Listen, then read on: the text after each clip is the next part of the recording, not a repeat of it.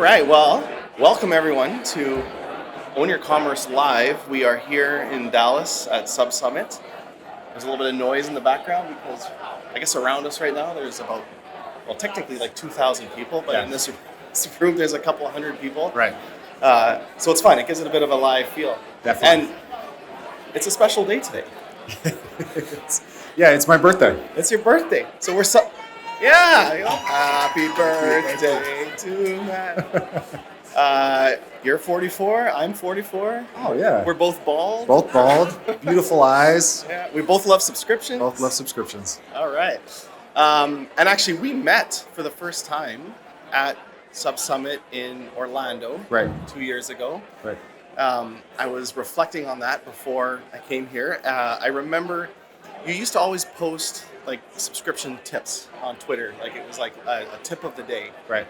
And then I remember we were chatting in Orlando, and then we kind of said like, hey, this could be a thing. Yeah, I just launched like an ebook, trying to put together some product, some 33 curiously strong subscription tips. And now you're the subscription doc. Yeah, now I'm the subscription doc. And his podcast is the Subscription Prescription. Yep, that's right. Tongue twister there. But,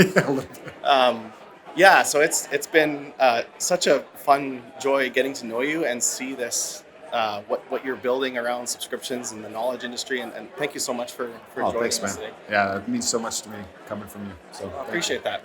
Yeah. We are, listeners can't see this, but behind us is a big sign that says maximize every subscriber. So a little bit of context about what we're going to talk about today. So first of all, my name is Jay. I'm from Bold Commerce. We have software that allows brands to do subscriptions. Why don't you introduce yourself? I'm Matt Holman. As Jay said, I'm the subscription doc. I've come from a strong background on the SaaS side initially on subscriptions. That's where I first started to get a real taste for trying to understand what was actually working. I'm a marketer by trade. And the more and more I worked on the SaaS side, I discovered I loved working with our brands to figure out how to grow subscriptions, because subscriptions are often overwhelming. They feel complicated. They're like this big puzzle. And so the subscription doc was born out of this desire to try to help people diagnose what was wrong and fix those things. And so newsletter, podcast, consulting, and just trying to help people figure things out, because that's what I love doing. And everyone listening should follow Matthew on Twitter and LinkedIn. I think you're more active on LinkedIn.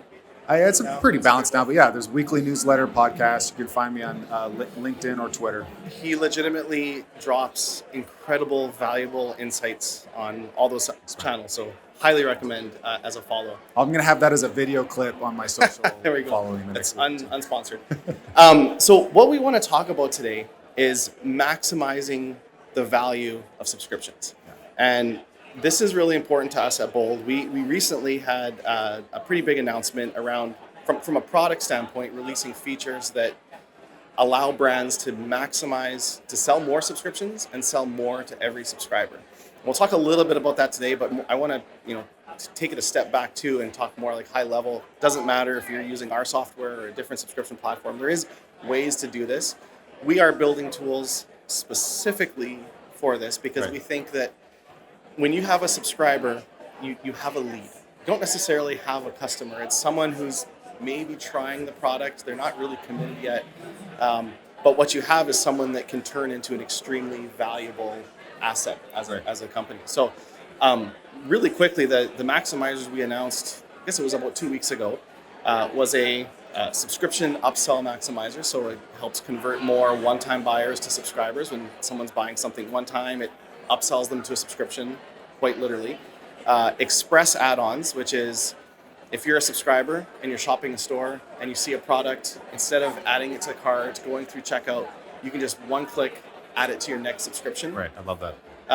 And because subscribers are more likely to buy, right? Like 5 times more likely than someone who hasn't bought from you before. And so express add-ons, customer portal upsells, which is in the subscriber portal, upselling to existing subscribers. And fun fact, 92% of subscribers log into the custom portal at least once. So it's a super valuable piece of real estate on your website.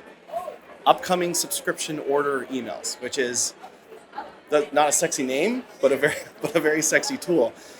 Order emails are one of the most opened emails on the internet. Oh yeah. It's one of the high, actually I think between order confirmation emails and order tracking emails. Those are shipping tracking information is number one, and that's going to be. But most brands just send out a plain order email with, this is your order. It's one of my pet peeves, Jay, that it's not that much work to actually make that a little bit better. So that's why we launched the ability to one-click upsell on a subscription. So, hey, your subscription order is about to go up. Add this to your next month. Right. Don't have to go through checkout. And then convertible subscriptions, which is, I think the biggest thing about subscribing to a product is you don't know if you're going to like it. It's why every single software has a trial. Like, it's almost unheard of to install software with no trial. Enterprise software maybe, but like you don't see software that doesn't have a trial. But yet we expect every physical goods subscriber to just subscribe with no trial. And so convertible subscriptions let brands create a try before you buy. Essentially, it can be free plus shipping, and then the next month it automatically switches to the full version. So those are the maximizers. I'm actually curious because I know you watched the video. What was your thought on the announcement? Yeah, well, first of all, I love the idea because, we've talked about this a ton. I think one of the issues within subscriptions is that people are often so focused on the people that are leaving. We're like so worried about everybody that's canceling and walking out on us instead of focusing on the people that are sticking around. And what can we do to improve an experience for a subscriber to get them to want to stay around? And so what I love about this maximizer thing is that you're actually trying to connect those dots around the customer experience and make it a lot easier and automated. Because for anybody out there who's listening or anybody who's here at this conference, you know like how difficult it is sometimes even just to set up a simple upcoming order notification inside of Klaviyo that's got dynamic fields from the subscription app that you're using, right? Yeah. Let alone using Rebuy or some other tool for an upsell. Like there's often a disconnect between these different texts and these different experiences. So the fact that you're like leveraging that as an opportunity to maximize your subscriber acquisition, growth, and retention, I think is a really, really cool tool. That's why I was excited to see what we talk about. Yeah. Well, and customer acquisition costs is 30-40% more than it was 5 years ago. It's getting harder to acquire customers. We're spending so much money to acquire them. We need to maximize. Right. Once you have them in, we need to maximize them.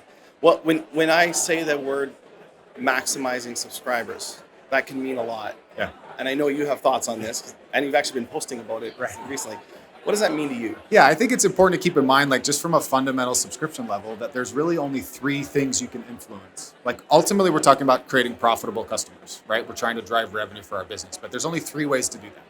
You can acquire more subscribers, you can make the value of each subscriber bigger, or you can keep a subscriber longer. That's really the only tool or levers that you have available in your business. So when we're auditing a program or looking at a subscription program, like we're looking for opportunities to do all three of those things. Some actions can influence all three, but generally speaking, we have to pick areas to focus. Can we get better at acquiring them?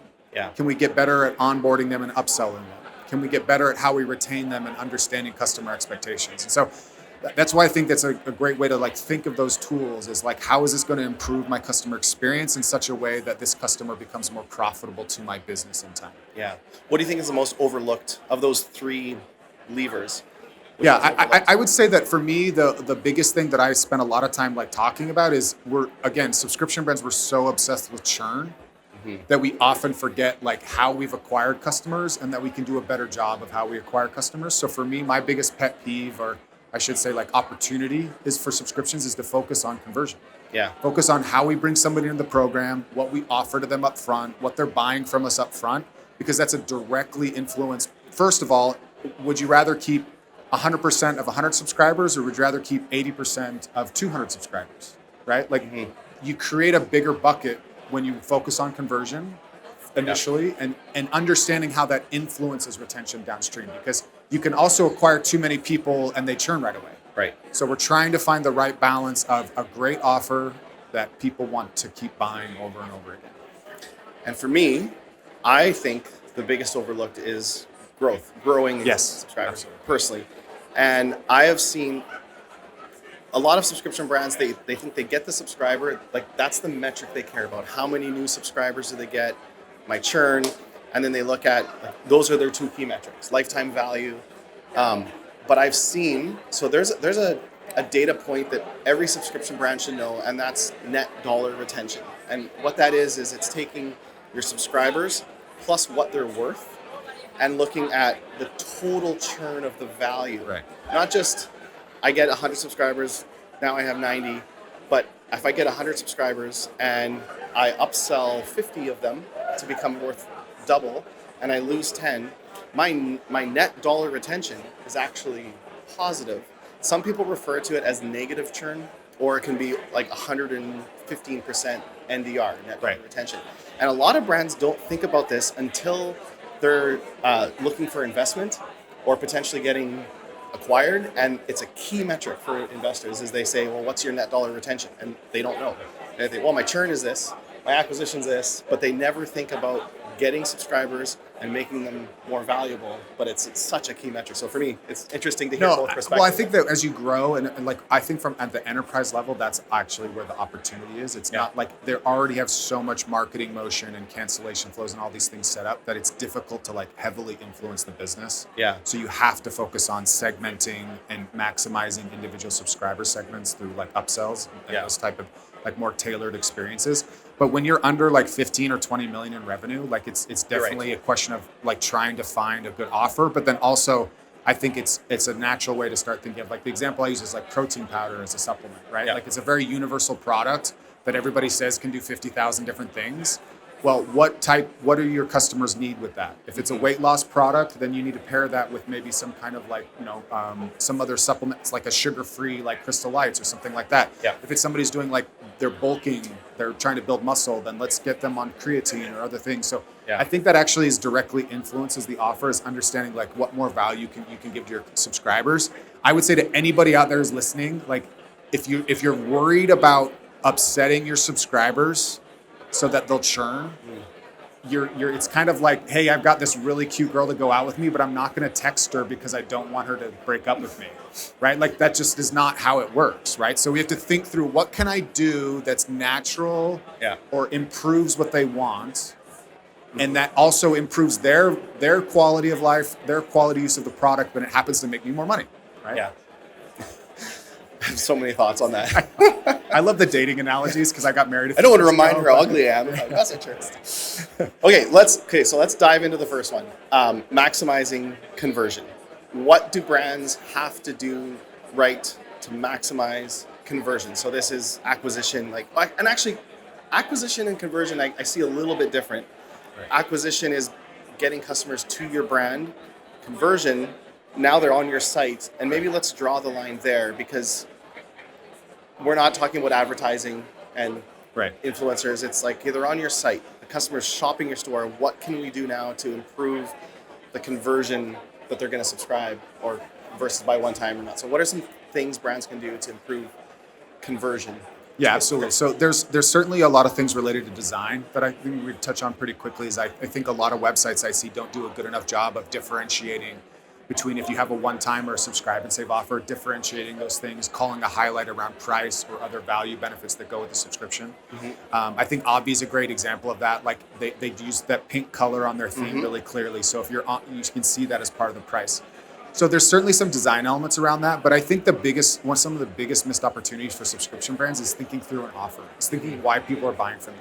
If you're a single SKU business, this can be a little bit harder. So it would be thinking about, like, if I have just a single subscription box, what other items could I give potentially up front? Is it past boxes? Is it past items as a mystery box? Are there other things I could do to enhance that initial purchase as something that's almost not costing me very much, instead of discounts? So again, if you think about, like, if you have a $100 average order value, 10% discount is $10, right? A $50 average order value, 10% is $5. Could you acquire an item to give as a gift that's less than $5? Absolutely. But that has a perceived value of $20 or $30? Definitely. So I think, like, thinking through ways to be a little bit more creative. If I'm selling protein powder, again, it's not just the fact that it's, creatine or the way, like, all the ways it's harvested and its delivery system, like, that's all great. But what can I do to add more value to that? Can I add creatine or another supplement or something else? Is it access to content, a community, or something else? Basically, as I said, the offer. Yeah, and I mean, I always, when I'm shopping, it takes way more for me to convert to a subscription than buy something one time. I'll buy something one time with hardly even knowing the brand, and I've done it before. And actually, I one time bought this skincare lotion for my daughter.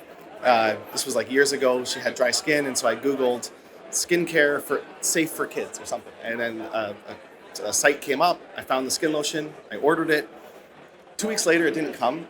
And I remember thinking like, oh, shoot, that never came. I gotta track it. And I thought, who did I order it from? I couldn't even remember the name of the company. I couldn't remember who it was. I went in my email and I tried to search for tracking. And I searched like skin lotion, but it didn't come up because it was under skincare or something. Anyways, Right. You'd never subscribe to a brand and forget who the brand is, Right. because it's a deeper relationship. It's a deeper commitment. I think, you said it well. The conveying the value of the what the offer is, and the biggest mistake I see brands make is they slap on a subscribe and save, Right. and they think, oh, now I'm a subscription brand, Right. and then they don't do well, They have 5 or 10% if they're lucky as an option. and then they say, oh, subscription didn't work. No one buys subscriptions, right? And so positioning as subscription first, having other value in it, and the other value, I've seen some brands be really creative with. You said something. What do you say? Including past boxes, Right. things like that, or also partner products. So like if I sell, I don't know, a whiskey subscription, maybe whiskey people also like cigars, or something else like, and I can reach out to a cigar company and I can say, would you like to include a sample of your cigar in all of my boxes? They would. But if that box always came with some other products, it's essentially a marketing channel for other. A brand I love is X Endurance, and Yeah. I talk about them quite a lot because they have a membership offering, and their membership, it's like an outdoor supplement, like if you're like CrossFit or endurance athlete kind of thing, and they include as part of their membership like gift cards or discounts to a ton of different partner programs that involve like outdoor activities. So they're regularly like curating different options they can put into their membership program. So you're absolutely right. It's not rocket science. I know it feels overwhelming, but it's just thinking outside the box, forgive the pun, just a little bit more about what people might find valuable. And then when we're talking maximizers, it's like somebody might see that and they're like, you know what, no, it's okay. And then on the cart fly out, there's that upsell option to the subscription. Or if you pick something that didn't have a subscription option, being able to easily upsell that is a great way of like just picking up a few more people on the margins. Yeah, there's a lot going on a product page. You've Right. got images, you've got details, you've got bullet points, you've got warranties, you've got return info. There's a lot going on. A lot of times, and customers are busy. They come to a product, they click add to cart, they buy it one time. They might not know that they're saving 20% if they subscribe, or they're getting free shipping, or they're getting guaranteed returns as a member. And that's where the Maximizer subscription upsell, just to remind them, oh, did you know you get these free products? And that, Like the you shake have to bottle. make sure it emphasizes the key difference. Like if it's like exclusive access, or if it's like a faster shipping time, or a discount, or a free item, and the upsell in that cart fly out, you want to highlight that. Get an additional 20% off when you subscribe. Get free shipping by subscribing. Get a free gift by subscribing. Make sure that is the clear call out, because that's the biggest differentiator you have between those two options in such a small little window. Yeah, and then the other one, convertible. So offering. So what convertible subscriptions are is one product ships the first month, switches to a different product the next month, and that can be used for a lot of things. But the trying before you buy is, a lot of people subscribe to try a product. I subscribed to Athletic Greens to try it. Yep. I didn't know if I liked it. I ended up actually canceling it because I didn't like the taste, and I went with a different brand later on. But I wasn't subscribing, I was trying. Right. And so I ended up paying the $99 and subscribing. But I bet a lot of people, actually, I posted on social media, trying Athletic Greens. And I had like 8 people message me and like, oh, what did you think? Did it work? Is it good? Right. You feel more energy? These are all people that would love to try it, but they don't want to pay the $99 for the first month. Yep. I forked out the $99, but a lot of people don't. But if they would have had a $10 sample size, try it, that automatically switched to the $99 a month subscription after, their conversion would go through the roof. And I want to call out that how hard that is technically to do that, like customizing. Like a lot of the platforms will allow you to do flows, other things where you can swap products in the back end, but it's somewhat technically, it's a bit of a technical lift. So it's nice that Bold is making that like native to what they're doing. I would say also like it's something to be testing. Like sometimes brands that I've worked with do this try before you buy thing and it doesn't really work. Others have seen it be immensely successful. I actually feel like it's kind of like on the edges of both sides. Like it either doesn't work at all or it's incredibly like great as an acquisition channel for subscribers. So it's definitely something to be tested. Yeah. You had a newsletter that went out today. Yeah. Talking about offers. Like literally. That's because I love offers so much and I talk about them all the time. That was today's birthday newsletter. I went up to my hotel room to grab my laptop. I get a newsletter, the 4 things to get right to convert more subscribers, and I read it. Okay. I always read your newsletters. It was price, what they get, frequency, and why they want it. Yeah. Talk a little bit about some of these things. Yeah, I mean, I think offers like, so I'm again a marketing background, and initially in B2B, you talk about offers all the time. Like, we need a good offer, we need a good offer. Within the D2C space, maybe you don't think about it the same way. So I try to like breaking it down where an offer is what somebody's going to get. And that could be just a single item, 5 items, access to something. Like that's what they get, what they pay for it. It's the cadence that they get it at. If it's access, it's like, is it all the time or is it every week? Is it every month? Mm-hmm. And then finally, it's like, what is the reason? Why should somebody, I almost said, give a care, why anybody should care to buy that subscription. And so those are all those different things you can kind of like think about. You can mess with price. You can mess with what goes into it. You can mess with frequency. When I talk about frequency a lot, it's because we think of subscriptions as 1 month, but a lot of programs I work will sell 3-month supply at a time. Yep. And while that feels like, oh, they're gonna have too much product, in reality, a lot of people like getting 3 months because you can give them a better discount. It's cheaper on shipping. Like they're using it consistently, so they're not worried about that. And then ultimately, like why they buy. So if again, the protein powder is a great example where if you've talked to 50 people that use protein powder, you probably got 50 different responses. But for your own brand, okay, what's the compelling reason? Why do people like this more than a competitor or an alternative product? We want that to be copy. We want that to be visually shown on our product page to demonstrate why there's value in the offer. And we actually see that quarterly subscriptions have a much lower churn rate than monthly. They do. That's the so like. Do everything you can to get your customer on quarterly, like offer a steeper discount or, upsell them to a quarterly subscription. But quarterly subscriptions and then going one step further, annual subscriptions have even lower churn. The longer the frequency, the lower the churn. If you want direct correlation. If you're here, I'll show you a product page example that I love where it's showing like 1 month at 10% off, 2 month supply at 20% off, and 3 month supply at 30% off. Or 3 months and 6 months.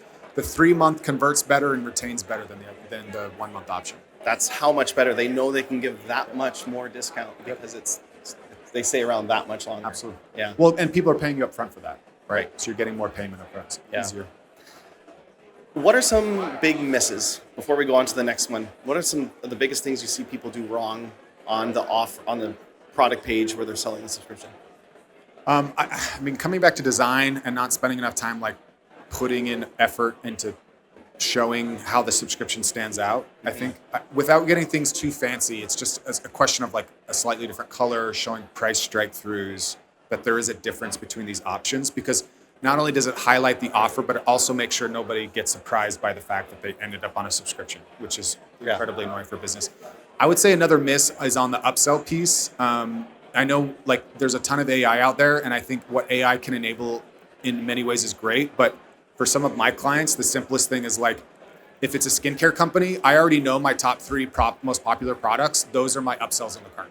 I don't need an AI tool to figure that out for me. And that's all I'm going to show, because the reason why those top 3 are the most popular is people have been using them. They have clear value differentiation. Like there's a reason why they're the 3 popular. So that's what I'm going to do. Mm-hmm. Because I hate it when I'm checking out at a brand and I'm saying like, I'm buying apparel maybe isn't a good example, but if I'm buying a supplement, and you're going to upsell me on a mug, like or like a drink company upselling you on a mug or their merch. If it's my first time buying, why do I want a t-shirt? Like upsell me something else that you do that's special or different from a product standpoint. That is a pet peeve and a miss for me on a lot of brands. Yeah. I would say for me, when you feel like you have to opt into the subscription and it's like, product page, the default price is the one time. So let's say a product's $100. I know where you're going with this. I like it. It's like the product price is $100. It's default selected to one time. You have to do multiple things to subscribe. It should be the exact opposite. When you land on the page, the default price should be the subscription price, $78, whatever the subscription price is. It should default to the subscription option. You should have to opt into the one time, and then when you click one time, change it to the $100 so you feel that pain of the price going up, not the benefit of the price going down on a discount. Make them feel like pain is a more motivating, like, they say painkillers sell better than vitamins. Pain is a more motivating reason people make decisions, right? And so like just clicking one time and seeing the price go from 78 up to 100, I might go back to the subscription versus a little bit closer. Yeah. So gear everything so they have to opt into the one time, but by default it goes on. So, okay, let's go to the next one, which is maximizing growth. So the subscriber has subscribed. Now what do you do? Now, what are some tactics that we don't just say, yeah, I've got a subscriber, life is good. How can we make them more valuable? Yeah, I would say like it's really important to keep in mind for a lot of subscribers, as you mentioned, that if you can't get an upsell in the cart, it's difficult to get an upsell like month one right away. Like you should be looking at that first month or two, sometimes even the first 3 months as an onboarding to the subscription. So making sure that they're using the product, like, so if I'm doing emails, I'm educating on the product, I'm trying to, promote adoption of the product, inserts or anything else in that first month or two needs to just be all about making sure they have a special experience right away. After that, I'm testing with things with like product inserts as gifts, as upsell opportunities, and I'm using email marketing as part of my upcoming order notifications to upsell into that. But I definitely want to focus on onboarding first. And then on a growth standpoint, once somebody's reached a certain threshold, and you can test the cadence or timing of this. And it's also understanding too what your next popular products are. Like, again, I know that like AI and machine learning and all this stuff, but it's like, okay, if I have 6 SKUs and I know what's most popular and then what's 2 and 3 and 4, I'm upselling in that order, right? If somebody's on 2, 3, or 4 first, I'm upselling them to number 1. If somebody's bought number 1, I'm upselling them on number 2, and just going through that process. And because you have stories and success stories around other customers that have done that. And so you can use that and leverage that as part of the sales process. And so making it easy inside the upcoming order notification email is like, I think is the best way to do that. A pet peeve before you ask is when somebody just says, hey, your upcoming order is about to process in 2 days. Click here to cancel or click here to make a change. And I'm thinking, wow, like, that's another incredible opportunity to remind somebody why they bought from you. Like a brand that I love is I Heart Dogs, and they do this amazing thing where they donate a portion of every sale to feed shelter pets. Well, they remind somebody in the first line of the email that, hey, by the way, your upcoming order email is your upcoming order is going to feed this many shelter pets. Yeah. So you're thinking about that before you're thinking about canceling, right? I'll never cancel. So then it's like getting into that and then explaining to somebody what more they can do with it, right? Make changes, adjustments, but also here this extra offer we can give to somebody. Well, you keep putting down AI, but we did just release AI upselling that if you have a huge SKU count and you need to push a button, you can do that too. I would say yes. I'm not hating on it. I actually use AI all the time. Okay. No, I love AI, but I'm just saying for everybody out there, it's like, don't worry about overcomplicating it. Just make it a little simpler on yourself. Yeah, and promotionally, the 2 tools that we launched were customer portal upsells and upcoming order email upsells. And 2 important data points on this: 92% of subscribers log into the customer portal at least once. It is I would say it's maybe the second most valuable page on your website, the homepage, and if you're a subscription company, the customer portal. Probably 90% of the brands that use our subscription app, they just leave the customer portal as it is. And it's good, it works, they can log in and they can modify their subscription, but it's a very valuable piece of real estate. So putting educational content there, putting information about your brand, reinforcing the good you're doing, but also putting offers. Like a recent survey went out to subscribers of this one subscription brand, asking what they could do better, and 90% of subscribers said they wished there was more opportunity for add-ons. So customers want add-ons. Right. Like you're not annoying them. They want add-ons. Like if I'm subscribed to skincare and it's summer right now. I want to get offered the UV protection version because I'm out in the sun all summer. And maybe I want an extra bottle because I'm in the sun way more in the summer. Like, that's what I want. I want that curation and I want those offers, and that's what will keep me around. So having those offers in the portal and then having them in the email are so important. Absolutely. And both of those are like Critical touch points. critical touch points. Yeah. I think, there's all these, if you Google like the cost of selling to an existing customer versus a new customer, there's a lot of different numbers out there. Like Harvard Business Review had one that it costs 25 times more to acquire a new customer than sell to an existing one. An existing customer is 5 times more likely to buy from you than a new customer. It's like, there's all these data points, but what are brands doing with that? Not a lot. I think the idea is you get this argument that it's easier to retain than acquire a new customer, but I'd say like 90% of e-commerce teams are focused on acquisition. They're just trying to acquire more and acquire more and acquire more. They're not putting necessarily as many resources onto the retention side of things. I think the mistake there is that a lot of people forget how closely tied those two pieces are, right? So like for me, it's a question of it's actually easier to retain the right customer than it is to retain the wrong customer. I think you have to put that qualification onto it. Yeah. So it should be focusing on, like, for me on the retention side, I want to do a better job of understanding the people that love my product. I want to talk to the people that have been on it 6 months or more. I want to figure out more about what they value, what they like, what they want. I want to develop things for them, and then I want to take them as case studies and implement that in my marketing strategy. Yeah. Right. And that's how because I'm trying to get more of those people. Yeah. Okay. So on the growth area, growing your existing subscribers, any big mistakes brands make? I mean, we talked about the upcoming order emails, which is pretty much my biggest thing. I would say the other thing that's maybe a sensitive topic is most brands don't like emailing their subscribers. Yeah.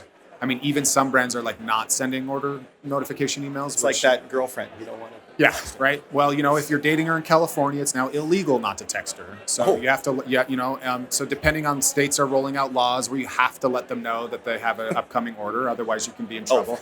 But that's what I was still on the girlfriend. Yeah, sorry. Well, I was trying to get fancy with my metaphor. Okay. But I would say really just, again, instead of thinking from like a we're scared mentality of losing, what can I do that's going to be a little bit more engaging? So even if it's just making the upcoming order email a little more on brand, if you're a fun coffee brand, you're going to be fun. If you're a gloomy goth brand, you're going to be gloomy and goth, right? Yeah. Just invest a little bit of time and effort on the upcoming order email so that people remind them why they like you. It's like sending that girl a text and it's a funny joke you heard because she'll like it. Yeah. I think here's the bottom line. You will sometimes lose subscribers if you email them. It happens. It happens to us. Like we talk about this at Bold. We have hundreds of thousands of stores using our apps. And sometimes we send out a mass email with like some update and we get some some uninstalls. It's because like you're subscribed to apps on your phone that you haven't used for a while. Yeah. And then if they email you, you go, oh, shoot, I actually should uninstall that app. I'm not using it anymore. And that will happen. It's unavoidable. But the benefit, if you can, of growing your customers, educating them, selling them more products, teaching them about the products they have, if done right, far outweighs the ones that you'll lose. And the bottom line is those ones that uninstall, they're going to uninstall anyway. Maybe you can do a better job of getting the people that are on the fence to actually start using your product if you do it that way. Exactly. That's the opportunity. Yeah. So I think like I just put big misses. I just said simply ignoring, not emailing them. And it is a legitimate concern. Sometimes, even for us, like we'll send out an email and someone, they won't just unsubscribe, but they'll reply back with some mean email like, you emailed me 3 times in 2 weeks. I am never using a Bold product again. And I was like, man, they probably were never going to be our customer anyway. Like, but don't let that 1% affect the 99. If you do a good job nurturing, communicating, educating your customers, the 99 will stick around and you'll annoy them. Facebook used to say, blow out the bottom 20. I always remember that years ago. Blow out the bottom 20 means 20% of your list is never going to buy from you anyway, so don't worry about them. Like every time you send out an email and you see a couple unsubscribes, like don't worry about that. They're never going to buy from you anyway. So, okay, the last area, retention. So we talked about maximizing conversion, maximizing growth. How do we maximize retention? Yeah, I think actually, for me, the funny thing about retention is like often we think about it's like, okay, well, I got to do a gift offer. I need to do an A/B test at month 3 to improve retention. But to me, that's like several layers deep on how I would start. We've already been talking about it. Like if I can create the right type of acquisition strategy around offers, like I really start to know what my customers want from my subscription, that those people are going to retain better, right? If I can onboard people to my product, my experience, like those people are going to retain better. And then ultimately retention is going to be about trying to like also maximizing them from a growth standpoint. If there's a certain segment of my subscribers that are willing to spend more with me, I need to get better at doing that because they're going to stick around better because they're spending more for me. But I think ultimately we need to be looking at cancellation flows, right? We're looking at within the portal, what do people see when they go to cancel? What does that experience look like? What type of offers are we making to keep people around? And if we're collecting data, and then again, for me, the data piece is always like, I'm trying to take cancellation data and marry that with what's happening at the front end to try to understand where maybe I have some gaps or some misses in my subscription experience. You've got a really interesting data point we chatted about 2 nights ago. This is actually the most obscure piece of data you'll know, but has the biggest potential impact. Tell us that data point. So I mentioned that QPilot was a subscription app that was how I actually first got into the subscription space as a marketer, as a co-founder there. And we did a study once trying to track people making changes to their frequency, so like how often they get it, or changes to their product. And we found, and our customer data set was about 200 customers, so it's pretty decent sized sampling. We found that people that made a change to the schedule or frequency 3 times had a 200% higher LTV. People that made a change to product 3 times had a 600% higher LTV. So the idea is you have a lot of people that don't want the subscription and they go to cancel, and then you have a lot of people that are trying to personalize the subscription cadence to them. Case in point, I'm a Dollar Shave Club guy. The first 6 months to a year I was on Dollar Shave Club, I changed my frequency several times depending on how often I was shaving, trying to get that thing down right so I wouldn't have 5 sitting in my bathroom drawer. Now that it's on there, I've been on that for 7 years. Yeah. Because it comes up, I basically never run out and I never have too many. So I'm an ideal cadence in that regard.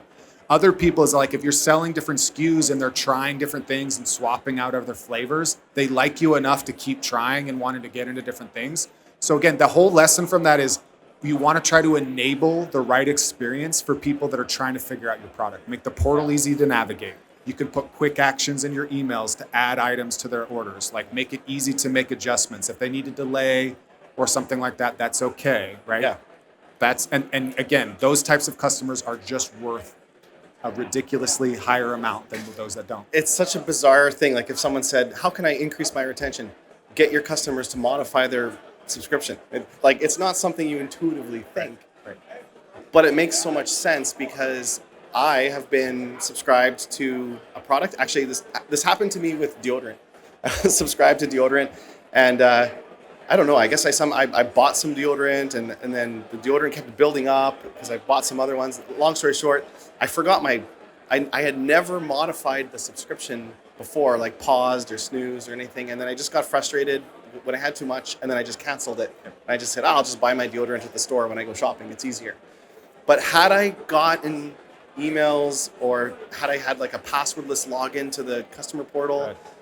and I just been able to go snooze a month, I probably would still be subscribed. Well, today. I'll tell you, my wife uses, and I'm spacing, forgetting the name of their brand, which maybe is good because they might be here and not be happy with this. But it's like this custom shampoo experience where you go create your own formulation around shampoo, and you get shampoo and conditioner that's like personalized for your hair and your region and stuff.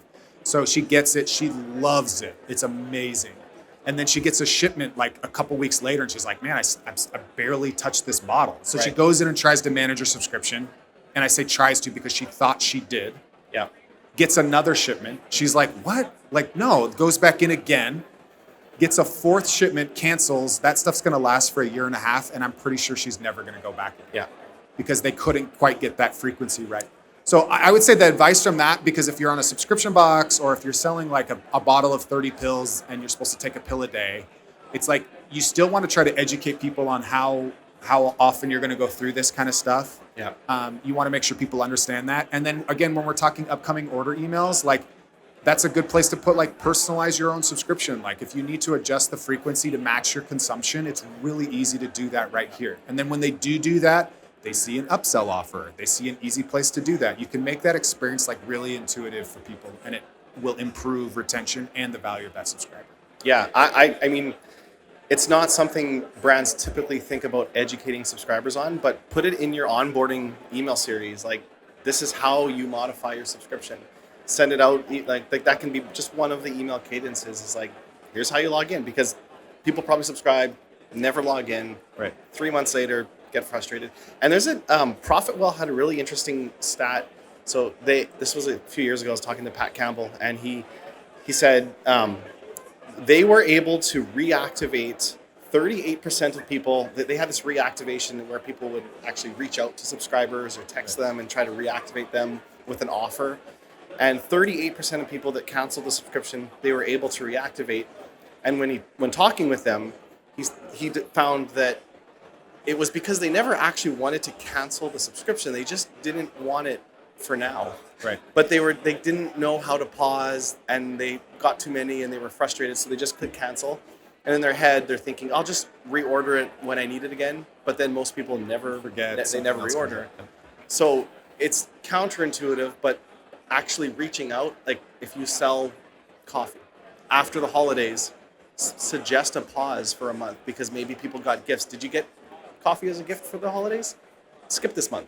Like, be proactive, get ahead of that. It's not, yes, you'll miss a month on the recurring revenue, but you'll keep that customer for life, right? Two others I wanted to cover on this one that I think are really important that I noted down here. For retention is anything you can do to, well, we talked about it a little bit earlier, but upgrading customers to quarterly or annual, getting the longer the payment frequency, the better, hands down. So anything you can do to upgrade them there. Also, you were talking about this with Chris George recently, surveying customers, and the process is send a survey to your customers. Well, Chris, I got to give credit to Chris George on this. He's working here somewhere, but three faces. One's a happy face, one's a sad face, one's a meh face, right?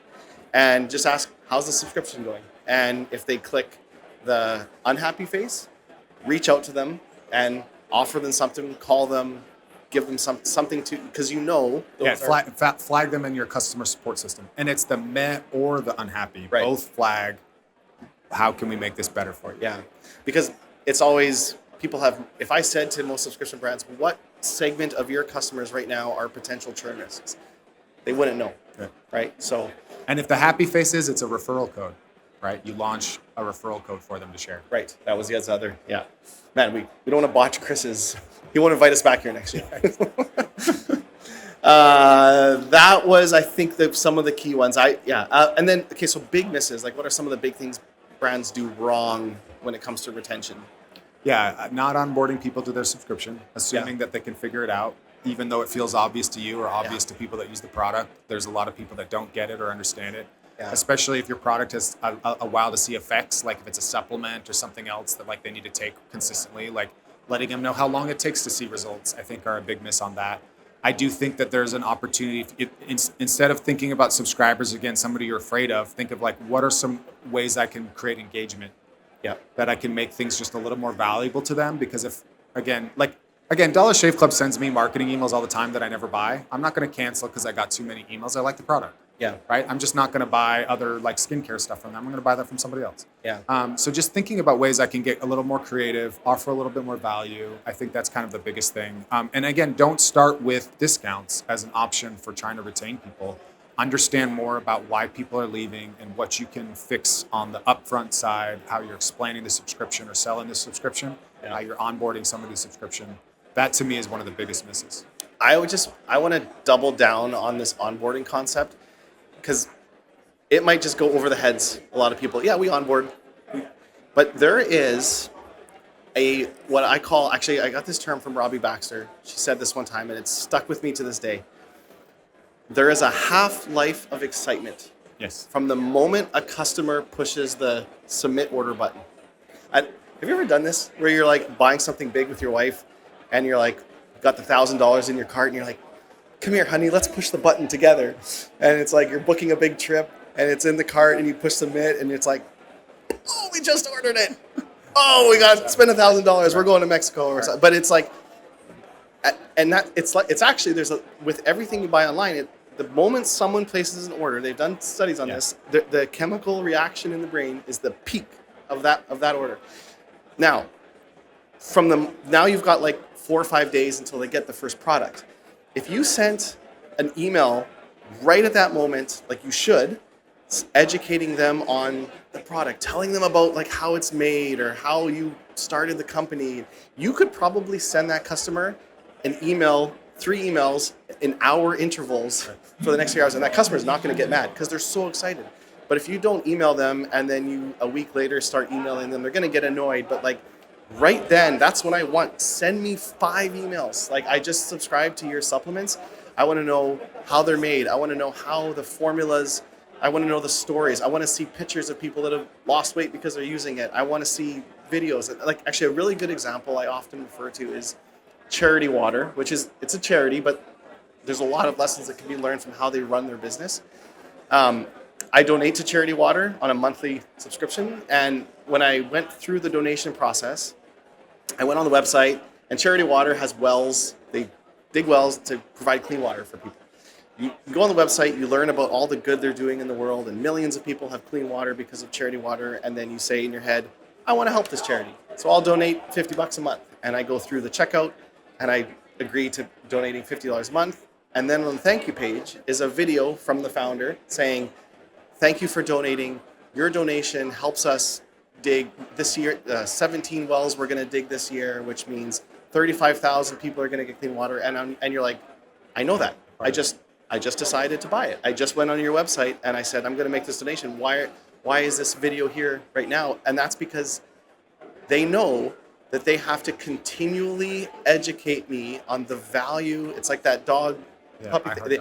They have to continually educate me on the value of what they're doing so I stay subscribed.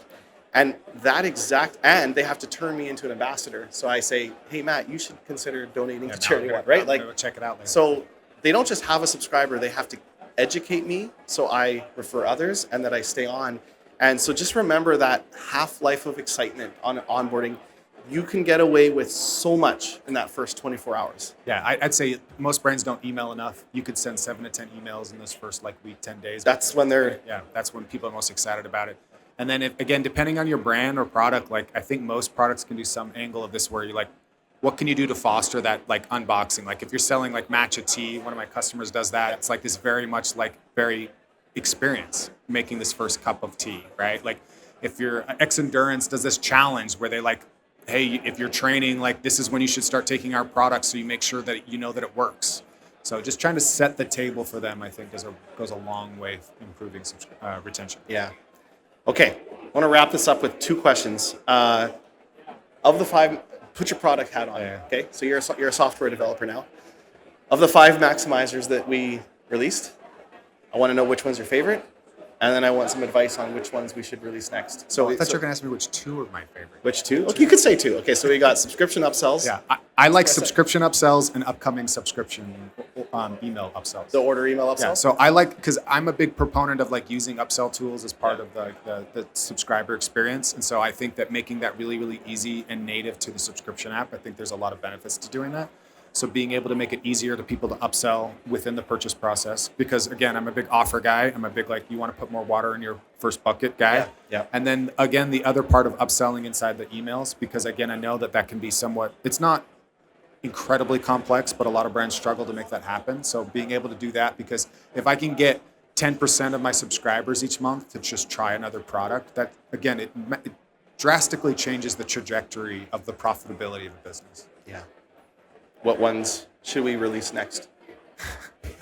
What I want to see is, when we're talking AI tools, I want to see an AI tool that lets me identify out of my 10,000 subscribers who I don't need to send an AB offer to try to get them to renew because I already know they're going to renew.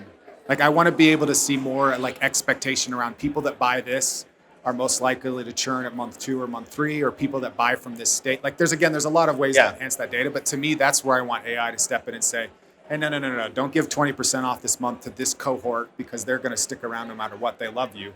Only give the 20% to these people because they're at risk. They're most likely going to churn this month. Yeah. That's the tool I want to see. Okay.